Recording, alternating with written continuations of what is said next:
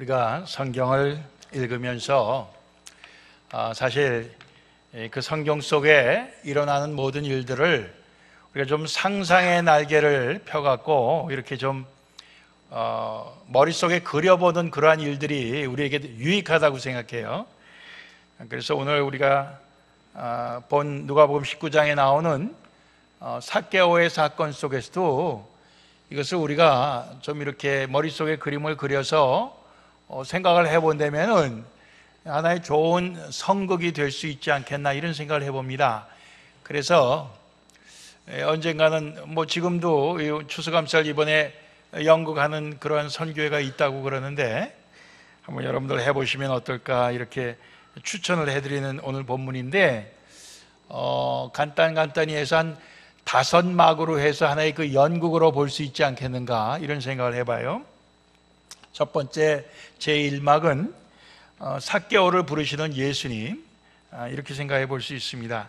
예수님께서 여리고를 지나가시는 중에 삭개오를 만나게 됩니다. 근데 이 삭개오는 굉장히 부자였고 그의 직업은 세리장이었다고 그랬어요.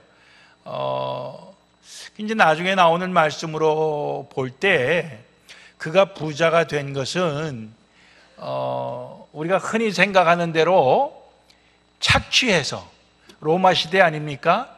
그러니까 착취해서 백성들로부터 세금을 더 많이 받아갖고 위로 상납은 그걸 다 하지 아니하고 띄어먹어서 부자가 된 것으로 우리가 이제 생각을 많이 할 수가 있어요.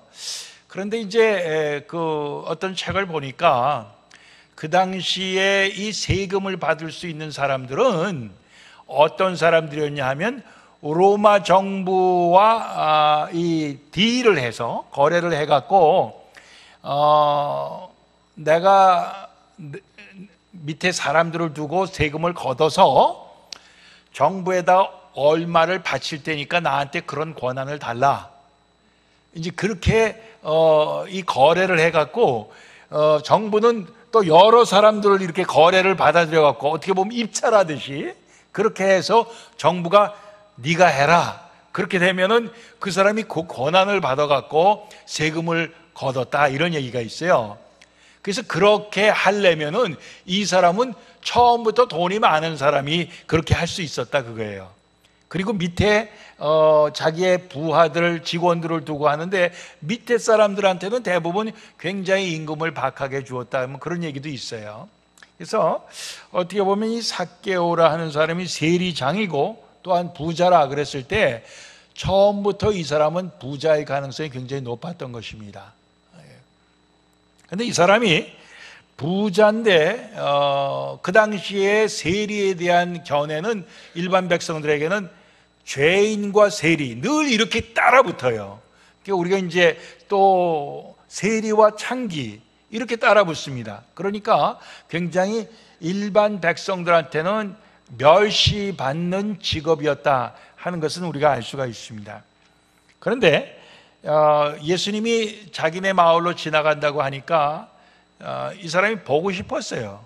예수님에 대한 소문을 이미 들었던 사람이겠죠. 그래서 보고 싶었지만 사람이 너무 많아요. 예수님 보고 싶은 사람들이 너무 많아요. 그리고 자기는 키가 작아. 그래서 그가 생각해낸 것이 뭐냐면 나무 위에 올라가서 보겠다. 이렇게 생각하고는 예수님이 지나가는 그 예상 길을 먼저 앞질러 달려가서 나무 위에 올라가서 예수님을 기다리고 있는 그러한 장면입니다. 전 요즘 이 삭개오가 예수님을 보기 위해서 달려가서 나무 위에 올라갔다 그러는데 저는 이제 나무 위에 올라갈 엄두가 안 나요. 그리고 누구를 보기 위해서 달려간다는 것도 요즘은 좀 엄두가 안 납니다. 우리 여기에 있는 분들이 많은 분들이 걷는 것도 힘든데 뛰어간다. 엄두 안 나시는 분들이 많아요. 젊은 사람들이 좀 이해가 안 가겠지만은 이게 뛰어가는 거 그리고 나무 위에 올라간다. 사다리 타고 올라가는 것도 요즘은 어렵습니다. 사다리에서 떨어지는 사람이 얼마나 많은지 몰라요. 그런데 이 삭개오가 그런 걸 다 감수했다 그러는 거 보니까 삭개오가 그래도 아직 나이가 그렇게 많지는 않은 사람이었을 거다, 이런 생각도 우리가 해볼 수 있죠. 그래서 뽕나무라는 데 올라가 그가 예수님을 기다리게 되는 거예요. 제가 수년 전에 그 여리고라는 데 갔습니다. 예루살렘 가보면서 여리고 갔는데 가보니까 그 여리고가요, 농산물도 아주 맛있는 거, 과일도 많고요. 그리고 이 뽕나무, 삭개오가 올라갔던 뽕나무 진짜인지 모르겠어요. 그게 아직도 있어요. 있어갖고 관광객들이 그냥 와서 거기서 증명사진 찍고 가고 또 가고 그럽디다. 근데 그렇게 크지는 않은데 삭개오가 그러고 기다리고 있습니다. 삭개오는 1대1로 개인적으로 예수님을 본 적이 없는 사람이에요.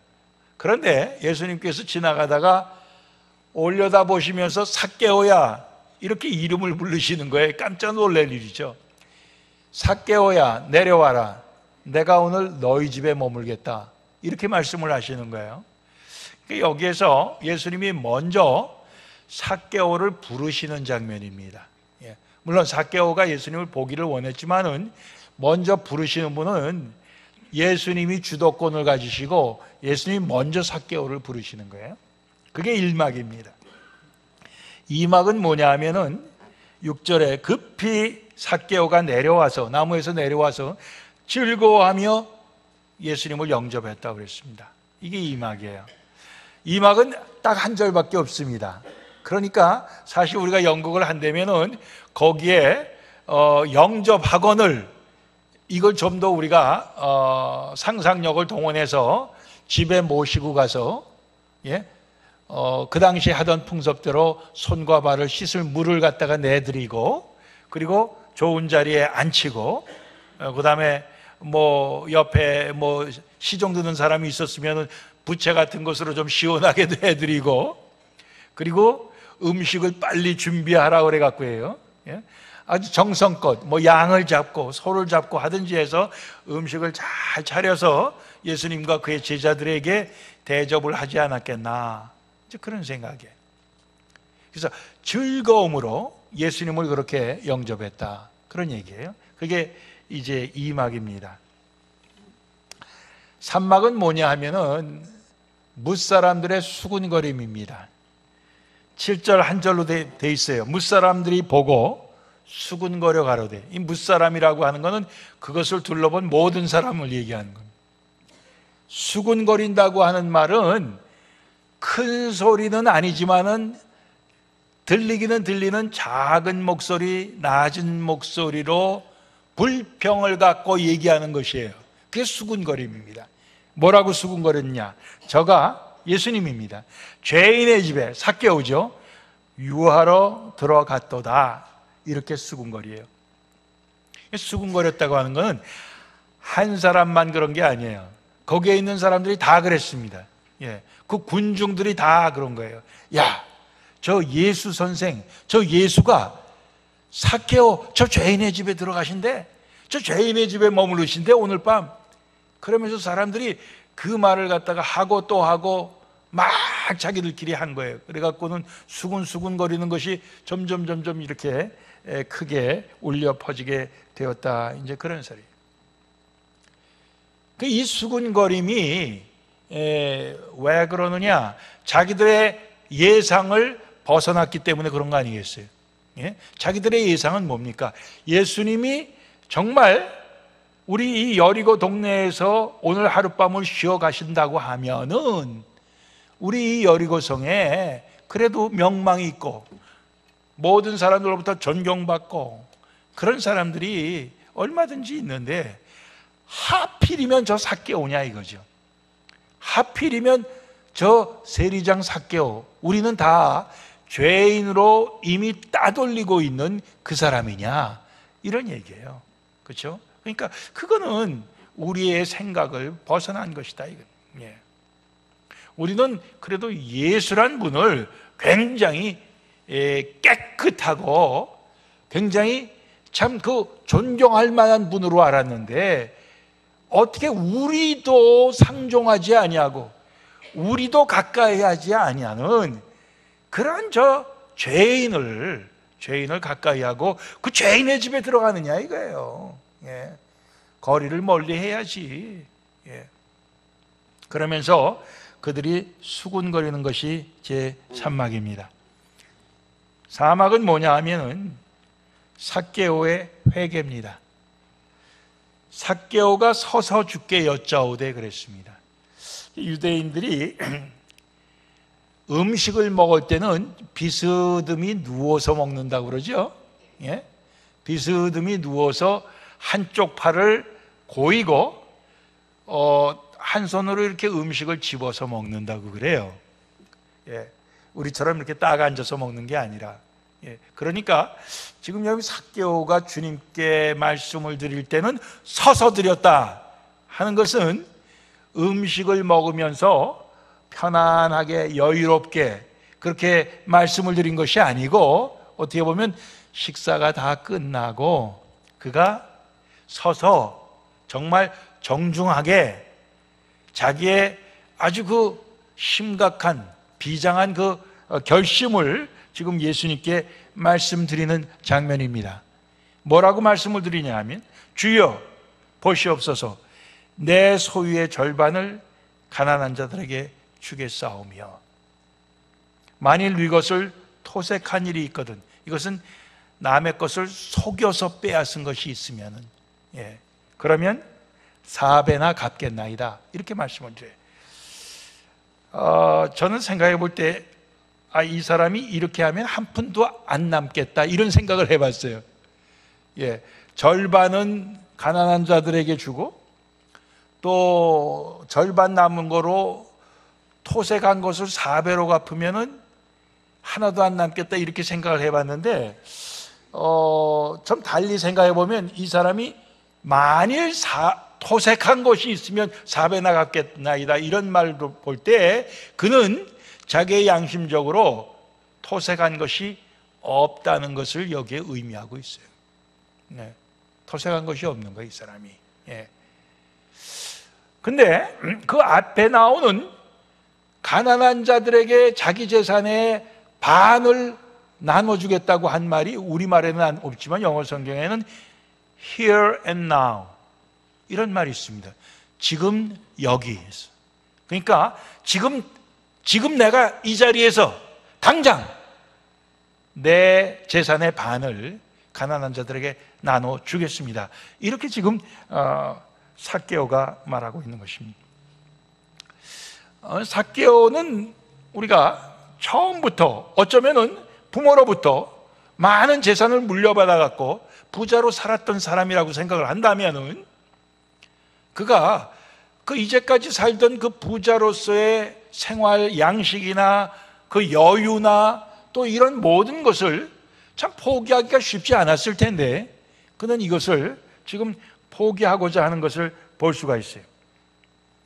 이것을 어떻게 보면은 삭개오가 예수님을 만난 다음에 그가 심정의 변화가 생긴 것이고, 그 심정의 변화는 그가 입술로 고백하며 또 그것을 행동으로 옮기는 그 행동의 그 변화까지 지금 그가 표현하고 있는 것을 우리가 보게 됩니다.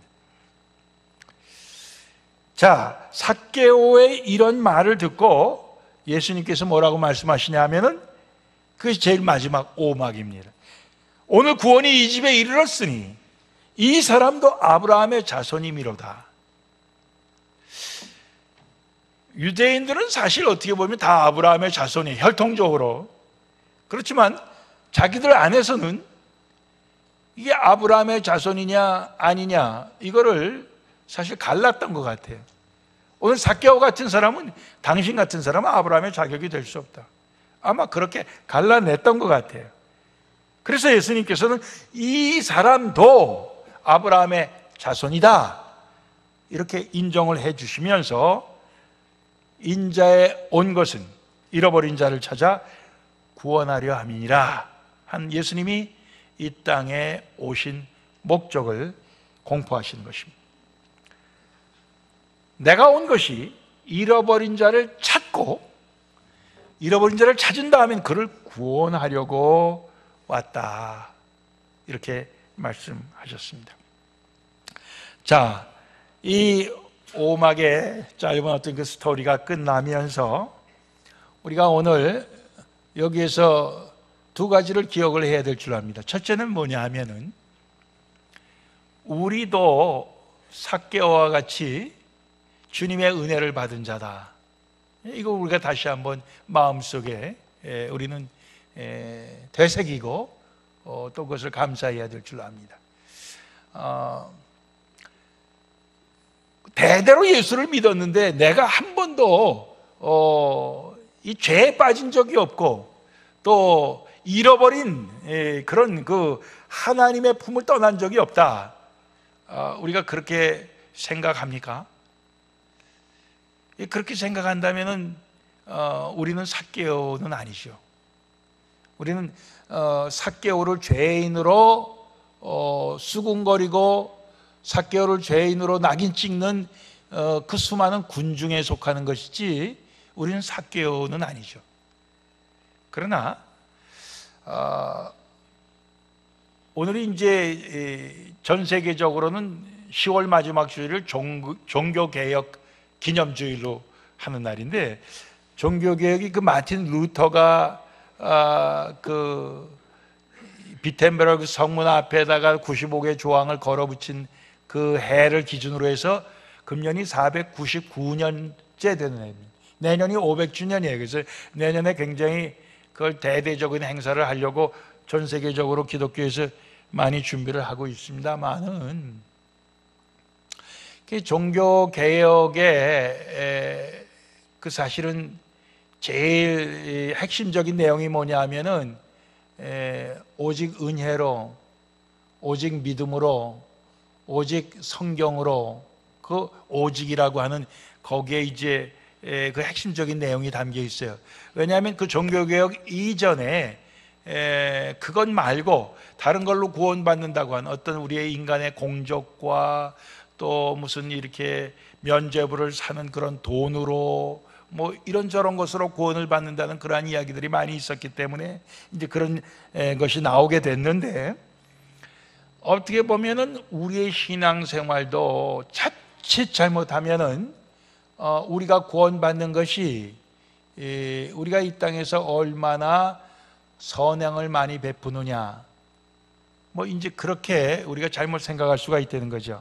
그래서 에베소서 2장 8절 이하의 말씀, 지난주에 우리 주보에 나온 요절 암송에 있는 겁니다.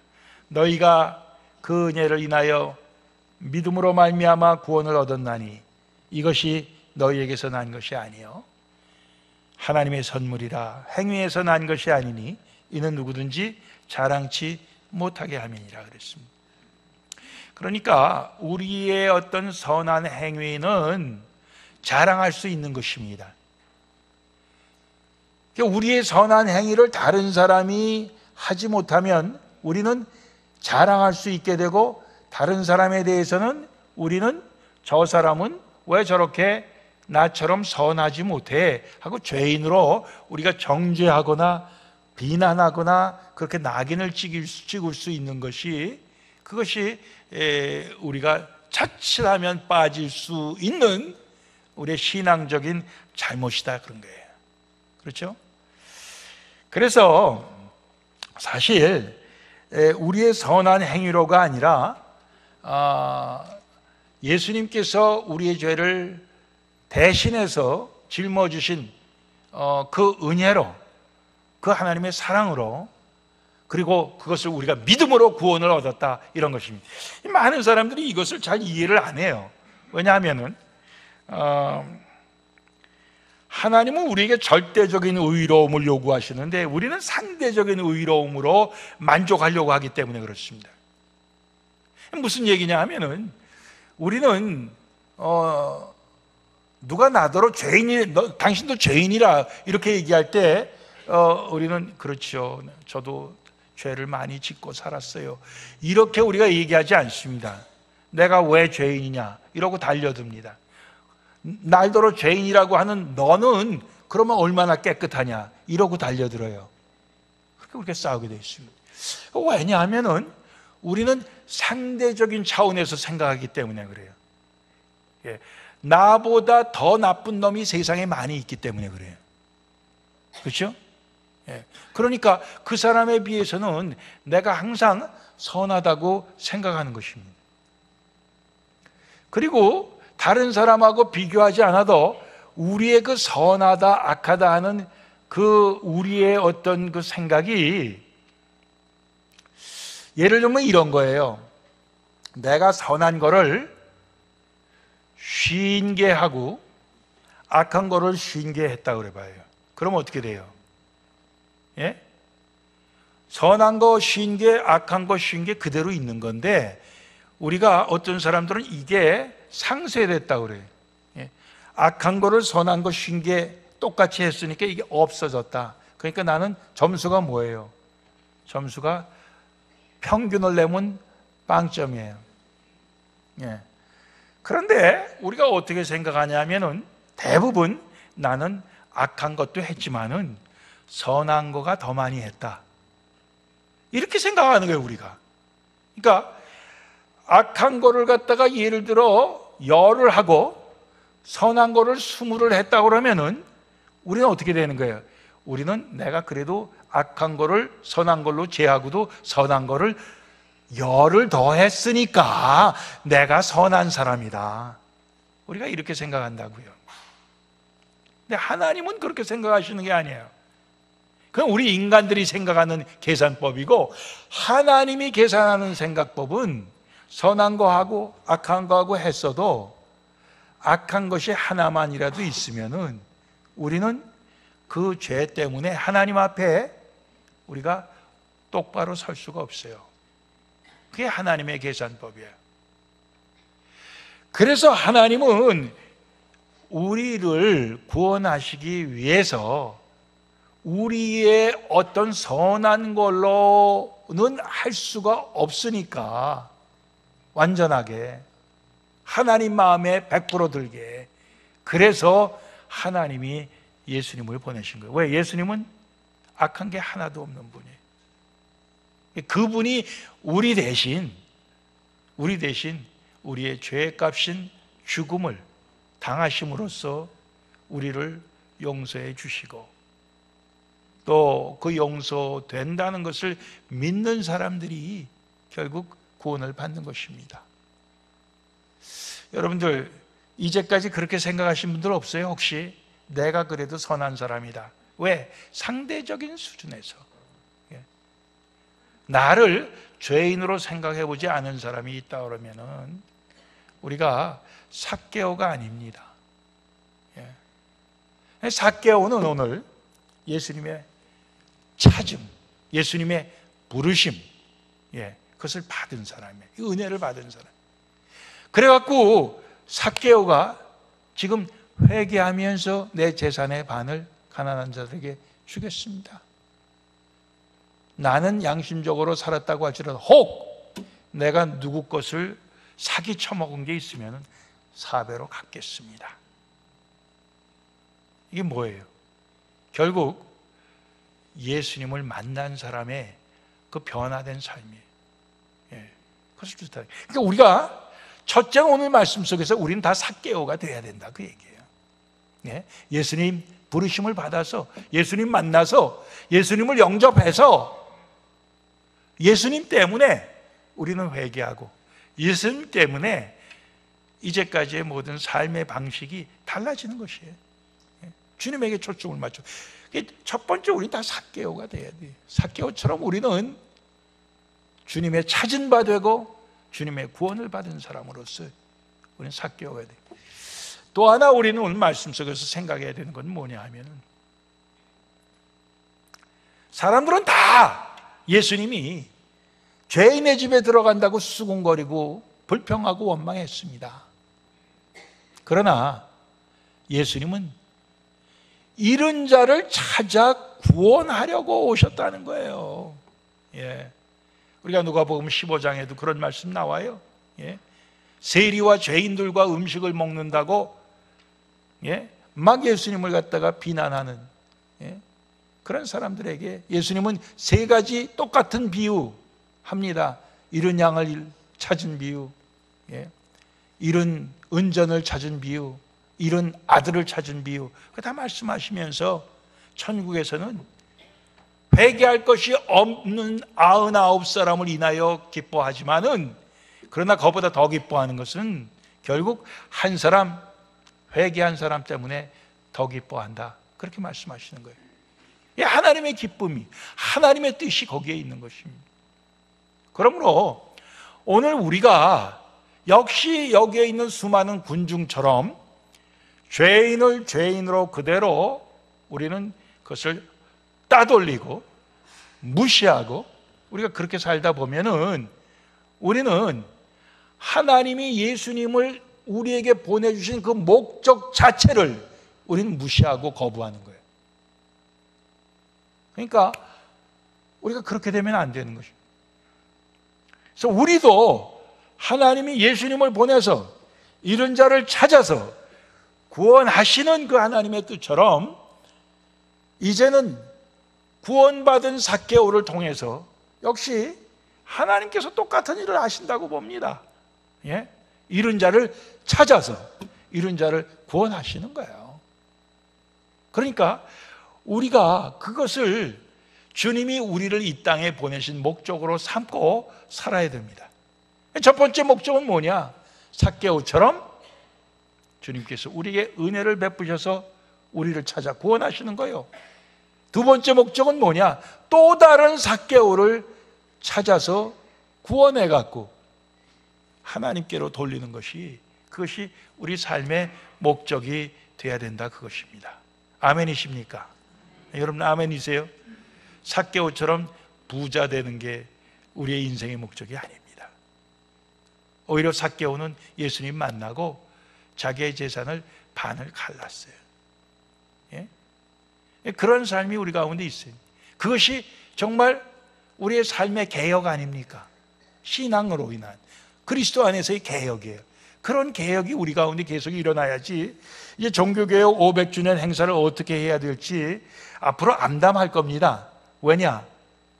특히 한국에 얼마나 이 총체적으로 많이 타락을 했습니까? 이걸 어떻게 개혁을 한다? 참 어려워요. 많이 이렇게 사람들이 모이고 부르짖고 이렇게 할 겁니다. 하지만은 사실은 우리가 예수 안에서 예수님께서 우리에게 주시는 그 은혜에 감격해서 우리 하나하나의 인생관이 달라지고 가치관이 달라지고 삶의 모습이 달라지는 그러한 개혁이 우리의 생명 다한 날까지 끊임없이 있어야 되는 것입니다.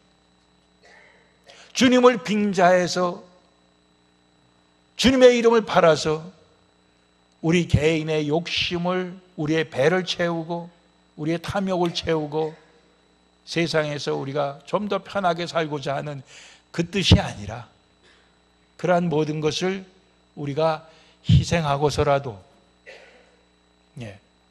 우리가 고통을 우리가 자초하면서도 참 하나님의 예수님을 이 땅에 보내신 목적, 우리를 구원하신 그 목적, 잃은 자를 찾기 위하여, 잃은 자를 찾기 위하여 이 목적에 우리가 다 같이 동참할 수 있기를 원합니다. 여러분들 주변에 잃은 자가 누굽니까? 우리가 죄인으로 낙인 찍고 죄인으로 우리는 포기해버린 사람이 혹 있습니까? 그런 사람이 사실 잃은 자 아니겠어요? 그 잃은 자를 찾아서 우리가 예수님께로 데리고 올 수 있는 우리 모두가 되기를 원합니다. 있습니까, 여러분들? 한참 생각해야 생각이 나죠? 왜? 매일 우리는 친한 사람들하고만, 믿는 사람들하고만 그렇게 우리가 지내다 보니까. 그러나 우리가 기도하면서 주님 생각나게 해주세요. 주님 만나게 해주세요. 주님 내가 그를 찾아갈 수 있게 해주세요. 그에게 예수님을 증거할 수 있게 해주세요. 우리가 그렇게 기도하면서 여러분 우리가 이뤄나가게 되면은 우리의 구원도 더 분명해지고 우리를 통해서 하나님의 뜻도 이루어질 줄로 믿습니다. 근데 이것이 이루어지지 않으면은 우리도 모르는 새 군중과 똑같이 나는 죄인이 아닌데 이렇게 돼버리고 말아요. 바리새인들처럼 나는 죄인이 아닌데, 예? 나는 의인 중에 의인인데, 그렇게 우리는 착각하면서 사는데 하나님의 뜻은 하나도 우리가 이루어드리지 못하고 갈 수도 있다. 무서운 거예요. 교회가 교회답지 못하고 우리 성도가 성도답지 못하면은 그게 겉으로 아무리 멋있어도 그게 아무 소용이 없는 것입니다. 빛을 드러내고 소금의 맛을 드러내고 사람들의 생명을 살리는 그런 교회가 되고 그런 우리 크리스찬들이 될 수 있기를 주님의 이름으로 빕니다. 기도하시겠습니다.